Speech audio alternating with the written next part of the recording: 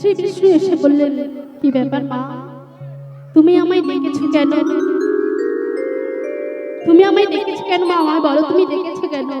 তখন মা অদিতি হাত দুটো জড়ো করে বললেন, হে প্রভু, হে দয়াময়, আমি তোমার কাছে কিছু চাই না, আমি তোমার কাছে কিছুই চাই না। জানো জানো প্রভু, জানো আজ আমার সকল পুত্র তারা সর্বছাড়া হয়ে গেছে।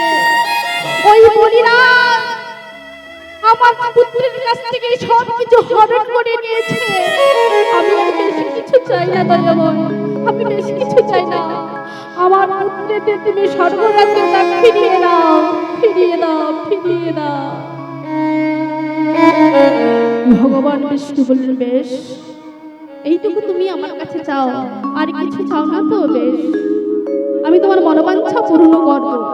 কিন্তু মাগো, তোমার পুত্রদেরকে স্বর্গরাজ্য ফিরিয়ে দিতে হলে তোমার গর্ভে আমাকে যে জন্ম নিতে হবে। দেখুন আজ মা অদিতি কত বড় সৌভাগ্য, সৌভাগ্য রমণী। দেখুন যে মা অদিতির গর্ভে স্বয়ং কৃষ্ণ জন্ম নেবে, কত বড় পাওয়া, কত বড় পাওয়া। তাই মা অদিতির গর্ভে জন্ম নিয়েছিলেন কোন অবতার? বামন অবতার। ও পিছনের মায়েরা, কি বলেছিলাম গো? হ্যাঁ, শুনতে পাওনি? কি নীলা নাম বলেছিলাম? পুতনাবধ। তাই তাই চলুন আজকে পুতনাবধ লীলা আস্বাদন করবো। তাই আজকে আমরা সবাই মিলে বৃন্দাবনে যাব, তারপর আমরা লীলা বিষয় আস্বাদন করবো। কেমন? সবাই বৃন্দাবনে যাবেন তো? যাবেন? তা বৃন্দাবনে যেতে হলে কি বলতে হয়? রাধে রাধে। কি গো মায়েরা ঠিক বলছে? রাধে রাধে। তাই আপনাদের কথা মেনে নেন। নিতাই গৌর হরি বল, হরি হরি বল, হরি বল। তাই চলুন সবাই মিলে আমরা বৃন্দাবনে যাব। বৃন্দাবনে যাওঙ্গে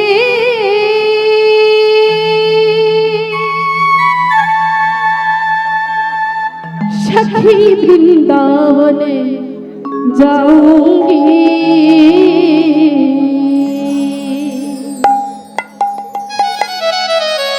বৃন্দাবনে যাওঙ্গে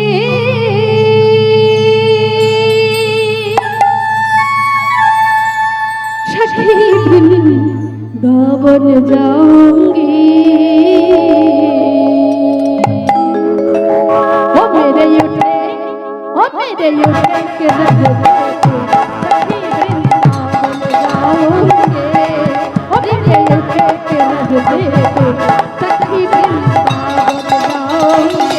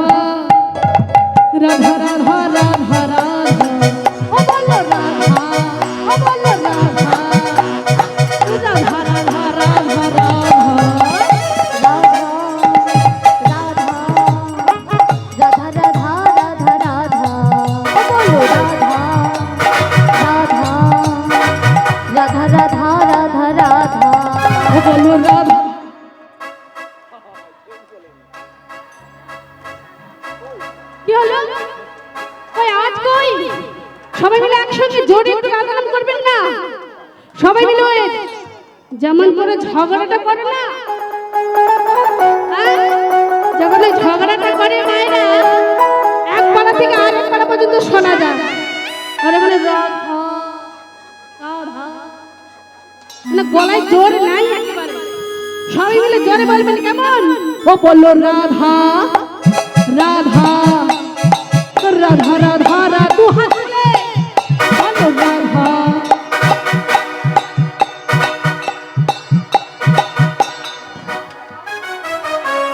ওখানে কি হয়েছে গো? ওই ধান জমিতে যেমন ধসা লেগে যায়, ওখানে কি ধসা লেগে গেছে? হ্যাঁ, পেছনে কি ধসা লেগে গেছে? ধসা লাগেনি তো? ওই হাত তুলে উচ্চ স্বরে একবারে দুটো হাত তুলে রাধে রাধে সবাই মিলে হাত তুলুন। কই না, উঠছে না, উঠছে না। আমার চোখের ডিস্টার্ব নেই, চোখ ঠিক আছে। সবাই ও মায়েরা, হাত থাকতে থাকতে যদি না হাত তোলেন তবে পরের জন্মে হাতের জায়গা আর দুটো পা দিয়ে দেবে। বোঝা গেল? এবার আপনারাই চিন্তা করুন, হাত নেবেন না পা নেবেন। এই জন্মে যদি হাত তুলেন তাহলে আবার হাত পাবে, আর যদি না হাত তুলেন ওই হাতের জায়গায় দুটো পা হয়ে গেলে কি হয় আর বলতে লাগবে না। সবাই মিলে এবার তুলুন। তুলেছেন? এবার করতালি দিন তো। রাধে রাধে সবাই মিলে রাধা রাধা রাধা রাধা রাধা রাধা। ও বলো রাধা রাধা রাধা রাধা রাধা রাধা। সবাই ও রাধা রাধা রাধা রাধা রাধা রাধা। ও বলো রাধা, ও বলো রাধা রাধা রাধা রাধা রাধা। ও রাধা রাধা রাধা রাধা রাধা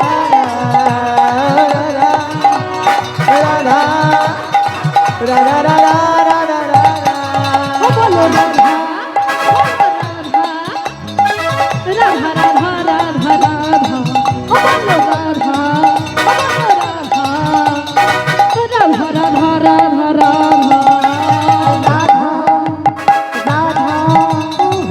রাধা রাধা রাধা রাধা রাধা রাধা রাধা রাধা রাধা। वृंदावन जाओगे सखी, वृंदावन जाओगे, वृंदावन जाओगे सखी, वृंदावन जाओगे। मेरे उठे की रहती सखी, वृंदावन जाओगे। मेरे उठे की रहती सखी, वृंदावन जाओगे। वृंदावन जाओगे सखी, वृंदावन जाओगे। वृंदावन जाओगे सखी, वृंदावन जाओगे। मेरे उठे की रहती सखी, वृंदावन जाओगे। मेरे उठे के रहते पे सखी वृंदावन जाओगे।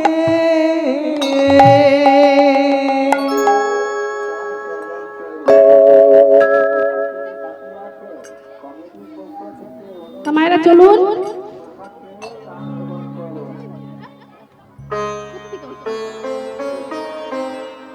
নিদাই গৌর বিমানন্দে গৌর হরি বল হরি বল হরি বল। তাহলে চলুন, এই পুতনাবাদ লীলা শুরু করার আগে জানবো আমরা এই পুতনা আগের জন্মে তিনি কে ছিলেন, কেনই বা তিনি পুতনা হয়ে জন্মেছেন, বা এই পুতনার পিতার নাম কি ছিল। আর কথা না মায়েরা, আর কথা কেউ বলবেন না।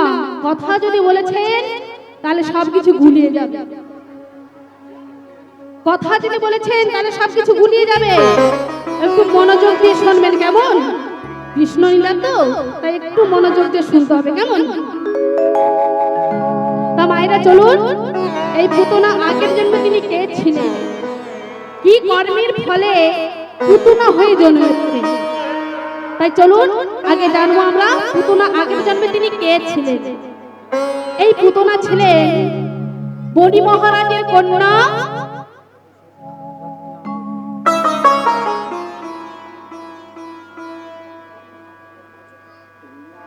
শ্রীকৃষ্ণাই দুর্গানন্দে হরি হরি বলা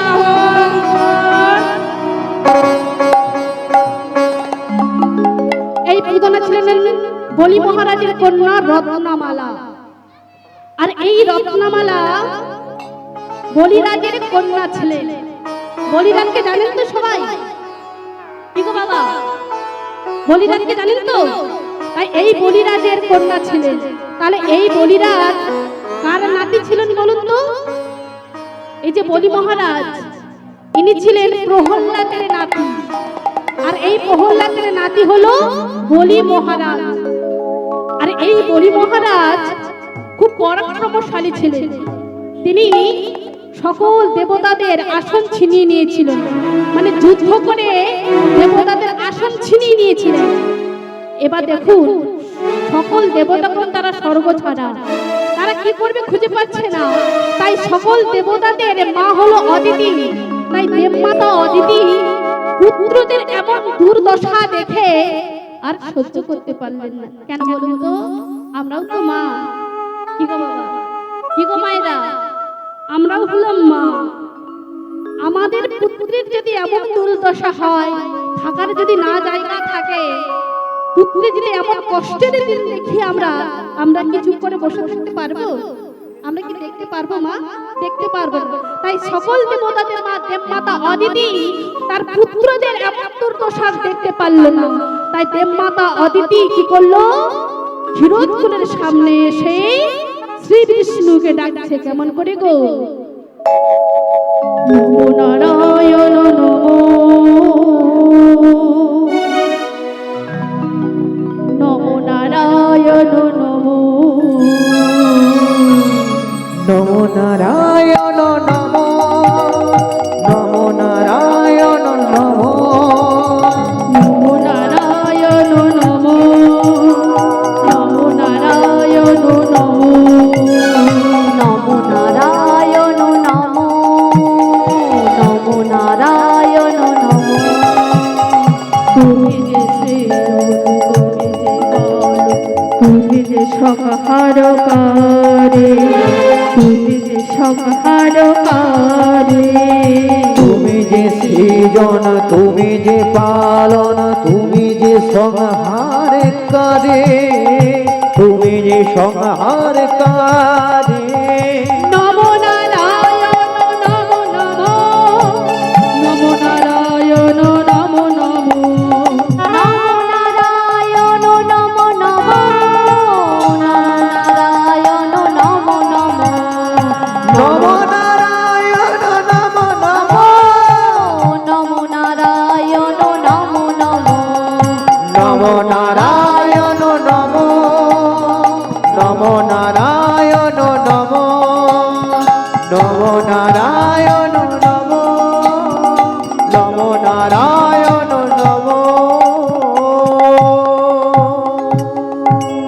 যেই না শ্রী বিষ্ণুকে জাগালেন, শ্রী বিষ্ণু এসে বললেন, কি ব্যাপার মা, তুমি আমায় ডেকেছো কেন?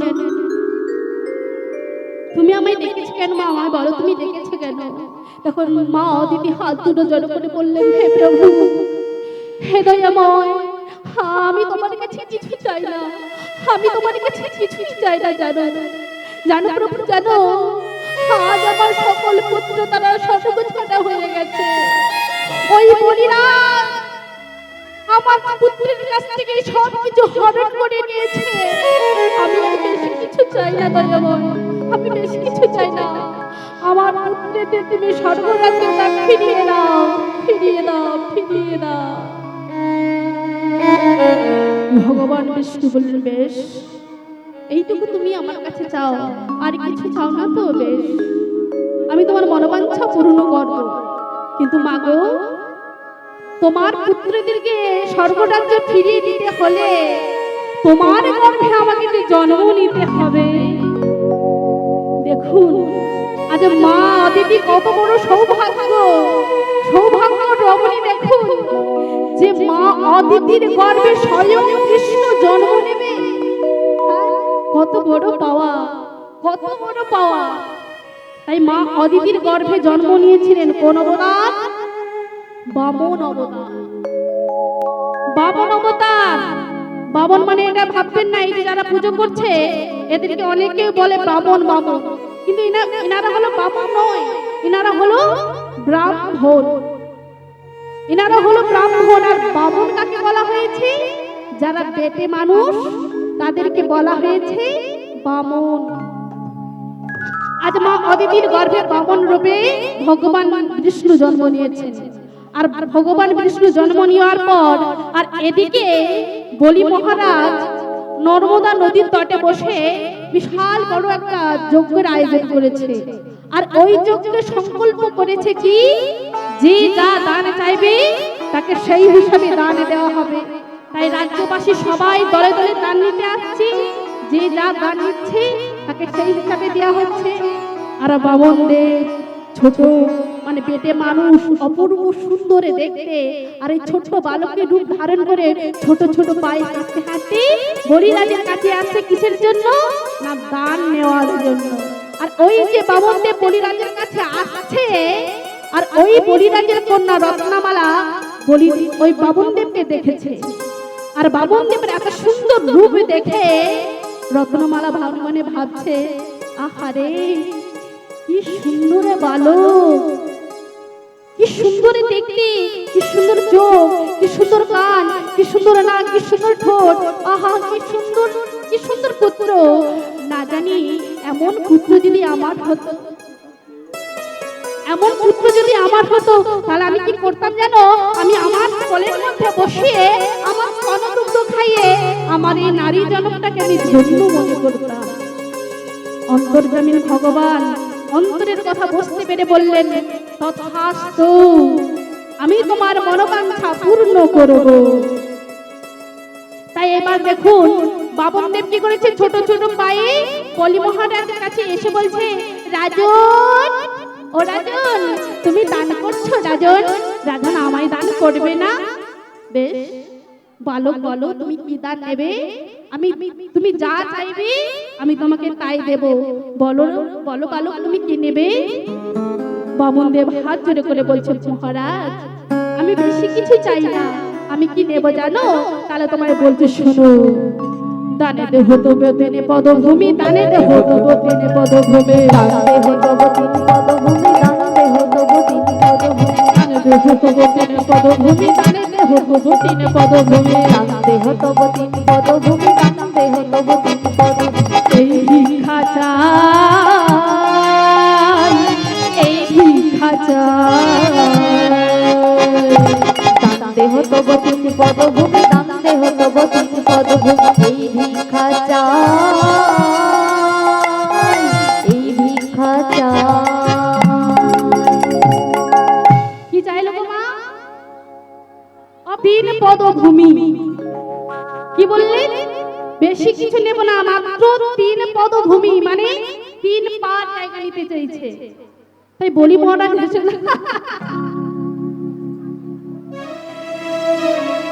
আচ্ছা বলো তুমি আমার কাছে 1 বিঘা, 2 বিঘা, 3 বিঘা, 4 বিঘা, 5 বিঘা আমার কাছে জায়গা চাইতে পারতে, তুমি তা না চেয়ে তুমি কি বললে 3 পদভূমি?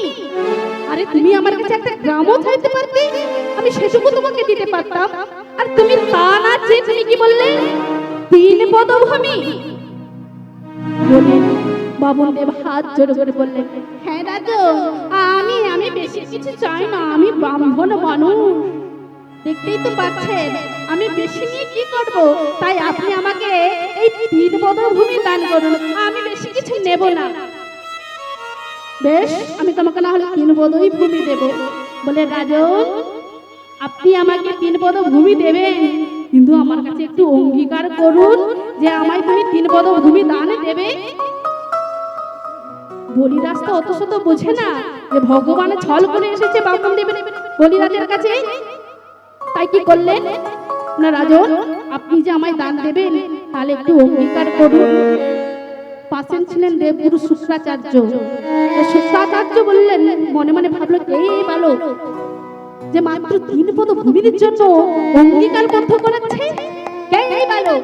তাই দৈবিক শক্তিতে যারা জানতে পারলেন কি বিষ্ণু ছল করে এসেছে বলিরাজের কাছে। তাই বলিরাজকে বলে, বলিরাজ তুমি এই বালককে সাধারণ বালক মনে করো না, তুমি এই বালককে দানে দিও না রাজন, তুমি এই বালককে দানে দিও না।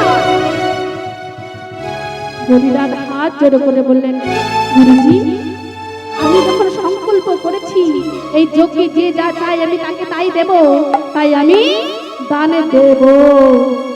তাই বলিরাজ ওই কুমণ্ডলীর জলটা যেই না ওই ভুঙ্গার থেকে যেই না জলটা ঢালবে অঙ্গীকার করার জন্য যেই না ঢালছে, আর শুক্রাচারী দান দিতে দেবে না বলে কি করেছে ওই ভুঙ্গারের ভিতরে ঢুকে গেছে। ওই কুমণ্ডলীর যে ভুঙ্গার আছে না, মানে যেখান থেকে জলটা বের হয় ওটাকে বলা হচ্ছে ভুঙ্গার, ওই কুমণ্ডলীর ভুঙ্গারের ভিতরে ঢুকে গেছে। যতই ছাড়ছে জল পড়ছে না, যতই ছাড়ছে জল পড়ছে না। আর অন্তর্যামী ভগবান তিনি সব জানতে পারলেন। তাই জানতে পেরে কি করলেন, বলে রাজন ওই ভুঙ্গারের ভেতরে বোধহয় কিছু আটকে গেছে, তাই এই কুশটা ধরুন, এই কুশটা দিয়ে তুমি খুঁজে দাও, দেখবে ঠিক জল পড়বে। তাই বলিরাজ কি করেছে, কুশটাকে যেই না খোঁচা দিয়েছে অমনি অমনি শুক্রাচারীর এক চোখ কানা হয়ে গেল। আর ওই যেই না চোখ কানা হয়েছে ছটফট ছটফট করতে করতে বাহির এলো। আরে যেই না ওই ভুঙ্গার থেকে যেই না জলটা বেরলো, এবার বলিরাজ কি করেছে, এবারে দান দিচ্ছে কেমন করে, কুমণ্ডলুর জল লইয়া হাতেতে করিল বিপদ ভূমি দান দেবে অঙ্গীকার করিল, অঙ্গীকার করিল। তাই দেখে পাবন দেবে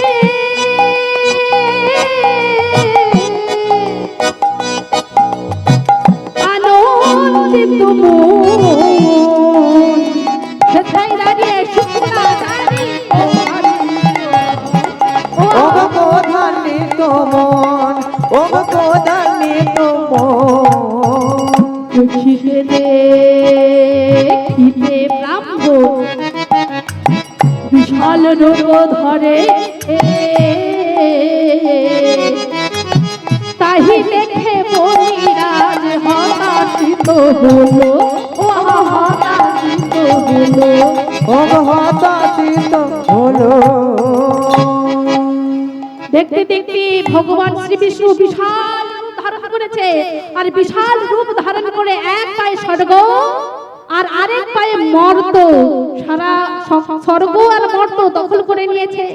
এবার বলিরাজের স্ত্রী বলছে, ওগো স্বামী তুমি তো 3 পদভূমি দান দেবে বলেছো, কিন্তু হয়েছে সবে 2 পদভূমি। তাই তুমি শুক্র করে ভগবানের কাছে যাও আর গিয়ে বলে, হে প্রভু আমার কোনো চরণও নাই আর আমার কোনো দানে দেওয়ার জন্য ভূমিও নাই। তাই বলিরাজ বললেন, হে প্রভু তোমার আর কোনো চরণ নেই আর আমার কোনো দেওয়ার মতন ভূমিও নাই। তাই ভগবানকে যেই না বলেছে তোমার কোনো চরণ নেই, তাই তৎক্ষণাৎ ভগবান শ্রী বিষ্ণু নাভি কমল থেকে একটা চরণ সৃষ্টি করেছে। আর যেই না চরণ সৃষ্টি করলো অমনি বলিরাজের স্ত্রী বলল, ওগো স্বামী যে চরণ পাওয়ার জন্য মুনি ঋষিরা ঘর ছেড়েছে, যে চরণ পাওয়ার জন্য হাজার হাজার তপস্যা করতে হয়, যে চরণ পাওয়ার পর জন্মের পর জন্ম অপেক্ষা করতে হয়, সেই চরণ যদি তোমাকে কৃপা করে তোমার মস্তকের উপরে দেয় গো স্বামী, তাহলে যে তোমার জন্মটা ধন্য হয়ে যাবে। যাও স্বামী শীঘ্র করে তুমি ভগবানের চরণে শরণ নাও। তাই বলিরাজ হাতটাকে জড়ো করে বললেন, হে প্রভু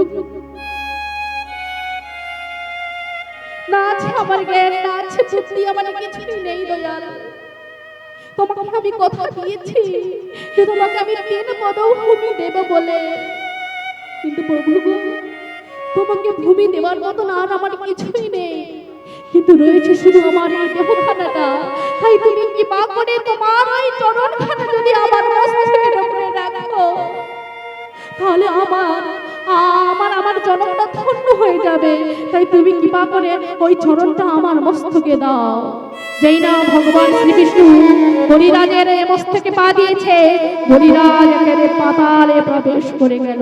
আর ওই যে বাবার পায়ে মাথা রেখেছে, এটা দেখলো কে? ওই বলিরাজের কন্যা রত্নমালা। ওই রত্নমালা দেখতে পেয়ে মনে মনে ভাবছে, এই ছেলেকে আমি আমার স্তনদন্ত খাবো ভেবেছিলাম, এখন তো আমার মনে হচ্ছে এই স্তনের মধ্যে যদি আমি বিষ মাখিয়ে খাওয়াতাম তবে হয়তো আমার গার রাগটা একটু কম। কি বললে? এই স্তনের মধ্যে যদি আমি বিষ মাখিয়ে খাওয়াতে পারতাম তাহলে আমার গার রাগটা একটু হলো কমতো। তাই ভগবান বললেন, তথাস্তু, তোমার মনোবাঞ্ছা আমি পূর্ণ করো। আগত দাপর যুগে তোমার এই মনোবাঞ্ছা আমি পূর্ণ করব। নিতাই গৌর হরি বল, হরি বল। তাহলে দেখুন, ভগবানের নামে নেগেটিভ চিন্তাধারা করেছে বলে তাই দেখুন একজন রাজার কন্যা হয়ে তাকে কিনা যেতে হয়েছে দৈত্য কুলে, একজন রাক্ষসী কুলে যেতে হয়েছে, রাক্ষসী হতে হয়েছে। তাহলে ভাবে দেখুন তো, ভগবানের নামে খারাপ চিন্তাধারা করলে কি অবস্থাটা হয়। হ্যাঁ, নিতাই গৌর হরি বল, হরি বল, হরি বল। কি গো মায়েরা, এবার বোঝা গেল পুতনা আগের জন্মে কি ছিল? বোঝা গেছে তো? এমন দুর্বল হয়ে গেছে কেন গো? খাওয়া দাওয়ার পর একটা ঘুম এসেছে নাকি? কার কার ঘুম এসেছে একটু হাত তুলুন তো। বলে এমন কথা বলেছে কেউ হাত তুলতে আমরা পারি? হ্যাঁ, এমন একটা কথা বলেছো? না না, কারোর ঘুম আসছে না আমি দেখছি। তবে একটু হরি নাম বলে একটু ঘুম যাত্রা, ভাত খাওয়ার পর একটু ঝুঁক আসে না, এই ঝুঁকটা কিন্তু চলে যাবে। সবাই মিলে বাহু তুলুন। রাধে রাধে। ও দুটি বাহু তুলে করো না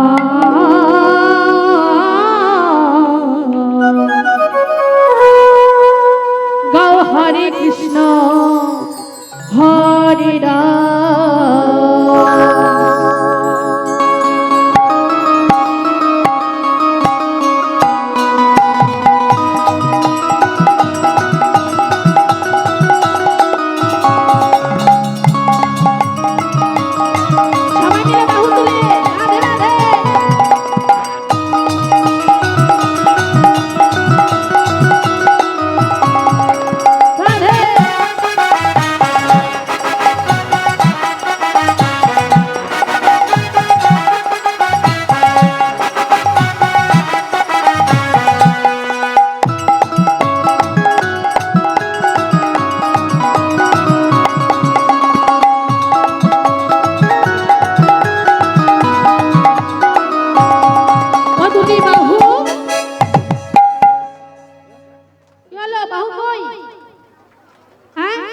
আচ্ছা, অনেকক্ষণ ধরে দেখতে পাচ্ছি যেনারা ওইখানে যে বাঁধের উপরে যারা বসে আছো, তোমাদের বাহু নেই?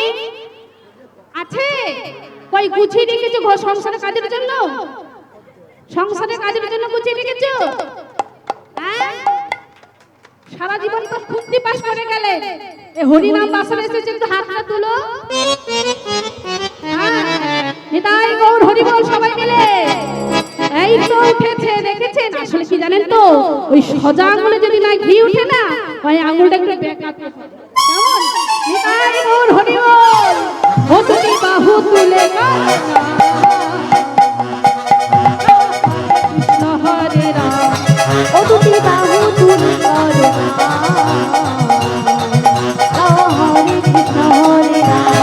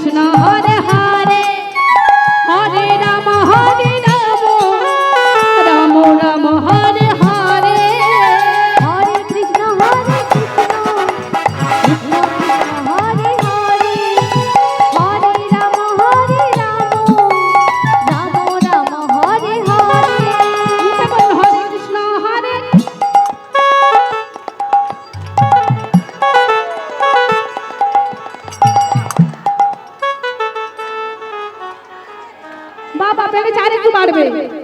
আরেকটু আরেকটু